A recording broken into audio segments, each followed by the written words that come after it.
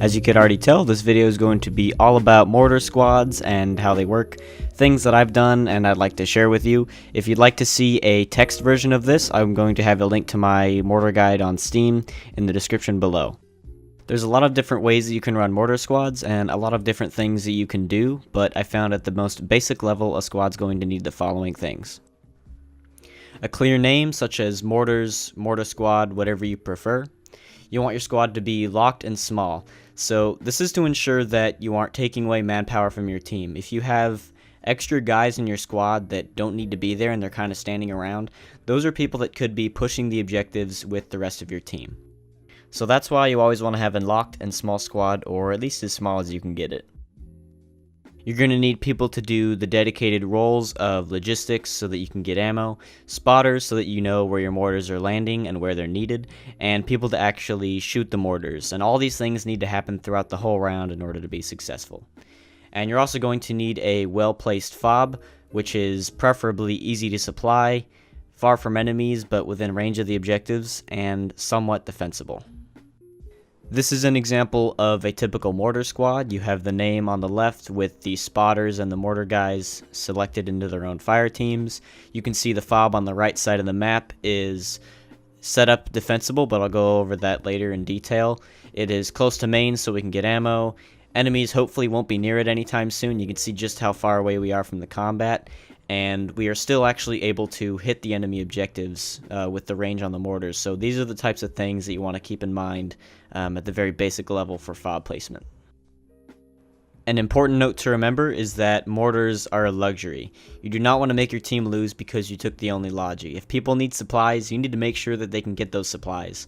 And this is why you want to keep your squad small. You don't want to bring a 9-person squad to the middle of nowhere for mortars. Sometimes mortars honestly aren't needed very much, so it all depends on knowing when to do them and when it's going to be needed and when it's actually going to be a hindrance for your team.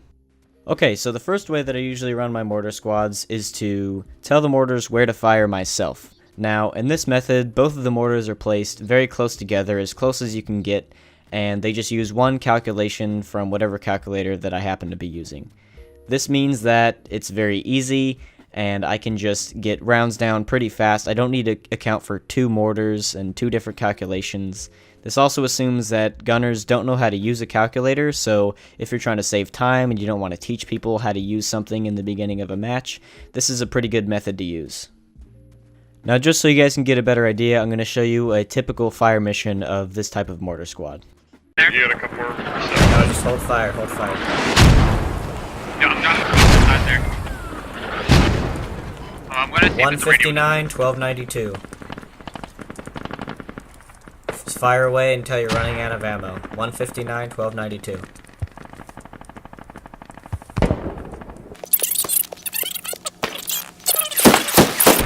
Bomb right now, and nobody's saying anything about it. Perfect. 159, 1292. They're landing right on top of it. Keep setting them. So running this type of squad where you have both of the mortars close together and you have one person calculating for both of them has its pros and its cons. Now, one of the pros is that when both of the mortars are very close together, obviously it is very easy to calculate for that. Now, the bad thing about this is that when somebody stumbles upon your fob, your mortars are going to be very vulnerable, and they're going to be within grenade range and pretty easy to take out. Having one person do the calculations for the mortars makes the mortar's job much easier and faster. All that they have to do is listen on their radio for the 2 numbers that are called out, and then they just fire. Now, the downside to this is that whoever is doing the calculations, or usually the squad leader, has more work on their part to do, as well as more direct control of where the shells are actually going to land. In my experience, I've found that when the mortars are waiting for the squad leader to tell them where to shoot, they actually will end up shooting less than if they just did the calculations on their own. Because the squad leader needs to mark targets and do the calculations, place rally points, maybe flank around and try to spot enemy habs. All these things are happening and it ends up being pretty complicated for the squad leader, at least in my experience. So now I'm going to go over the next type of squad where the mortars are a little bit more independent in where they're firing. So this type of squad is a bit more complicated, but I think it's actually much more effective than the last type of squad. The first thing you might notice about this is that both of the mortars are spread out quite a distance from each other. This is to ensure that the fob is a bit more easy to defend, right? So say we have enemies coming in at the south side and they kill the westernmost person on the mortar. That gives the rest of the squad at the rear of the fob much more time to react than if both of the mortars were placed 5 meters apart. So since the mortars are at a distance from each other, they're going to need to calculate for themselves, and they're going to need to actually know how to use a calculator. You also want your people on the mortars to not be spamming them mindlessly and just wasting ammo. Things like manual deviation are important, things like timing are important, and I talk about all those things in the solo mortar video, which was the last one I uploaded. The basic principle is to just be intelligent about your mortar instead of just spamming the shots. And if the people in your squad are doing that and they're taking those things into account, then you're going to get a lot more kills and be a lot more effective. Something that I've been doing a lot lately is to have fire team leaders paired up with somebody who's on a mortar, and this is pretty self-explanatory. The fire team lead spots a target and they mark it on the map, and the mortar just has to check their map and they know exactly where the fire is needed.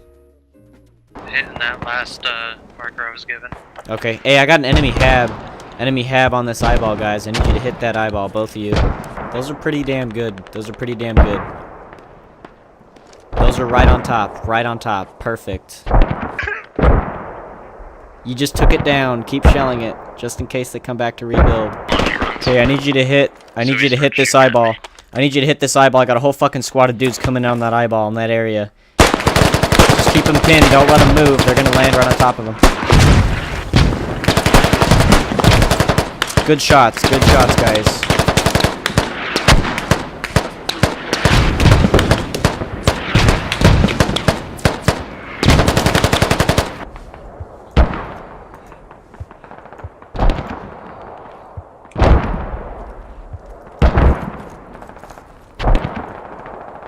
Is there really a lot coming?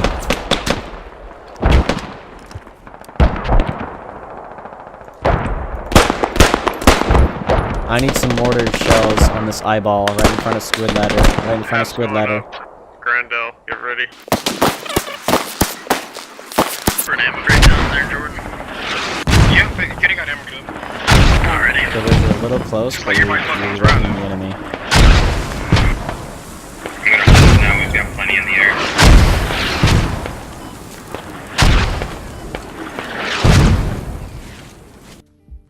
Altogether, this squad is a bit more intelligent in the way that it runs. However, you do need to make sure that it runs correctly because there are some things that can be problematic.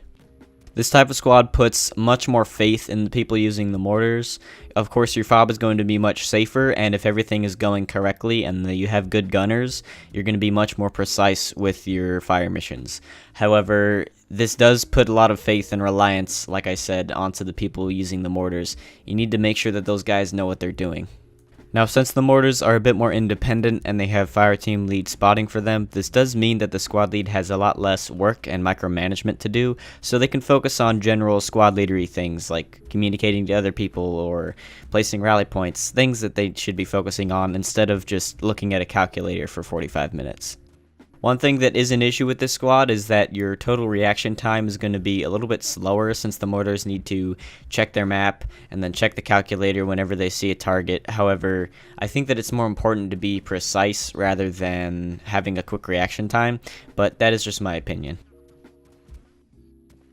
Alright, so to wrap this video up, I'm going to give you guys some useful tips that will help you out when you're leading mortar squads.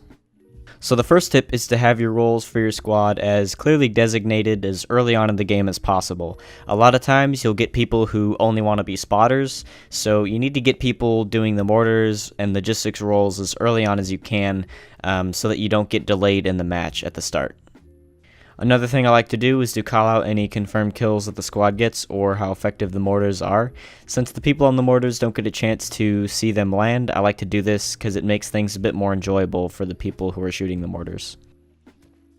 If people in your squad are getting bored of using the mortar or doing logistics, you can always switch them around with a spotter. That way people don't have to drive a truck for the whole game or shoot the mortar for the whole game. You can switch them around and it makes things a bit less tedious for the squad. Something that's very important to remember when you're doing mortars is that they operate off of the map, essentially. Whenever somebody's using the calculator, and if especially they are the person using the mortar, they don't get to see their shots land, and they don't get to see what the battle is like firsthand. Things move around a lot, people move, and the map markers aren't going to be entirely accurate. So that's why you need people in your squad who are right in the middle of the fighting, seeing where things are needed and where the enemies are. If you're having your team push an objective, right, and you have a fire team that's in your squad, and they're right in the middle of that fight, they can tell you exactly which building needs mortars on it, or which side of this compound needs smoke. Those are things that are very important to know in your squad, and you don't want to rely on other squads to tell you those things. Alright, that is about it for this video. If you liked it, I'm going to be uploading some more videos on this playlist.